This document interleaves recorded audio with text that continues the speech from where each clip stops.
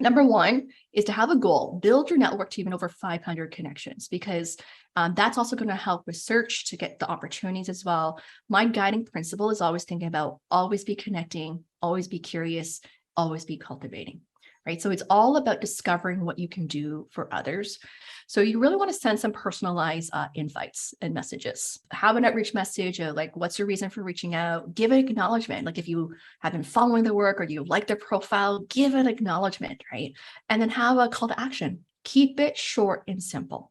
Now, here's the thing. If you are reaching out to people who, let's say, have a very big network already, don't take it personally if they don't respond back right away. Keep doing it other ways. Besides, let's just say sending the DM, it could be commenting on their posts. That's another great way to get noticed there, or sending them an email, or move on to another social media channel. So start that dialogue, ask open-ended questions.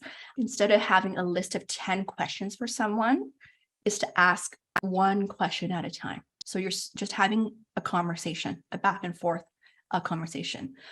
Really focusing on building relationships, discover what you can do for others. I'm really big on this. So as an example here, it's really thinking about how you can make more introductions of paying it forward.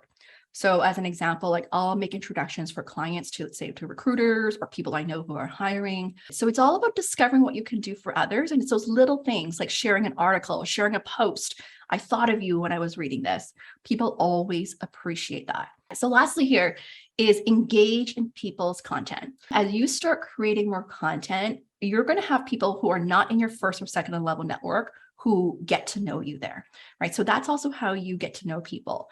And so start by just commenting on their post, right? Whether it's acknowledgement, adding your perspective, sharing with others, guarantee people will notice you. So it's these little touch points that you want to essentially plant seeds and nurture network to essentially give that positive impression. It's like you are deposited into the relationship bank account that you would want to deepen those relationships.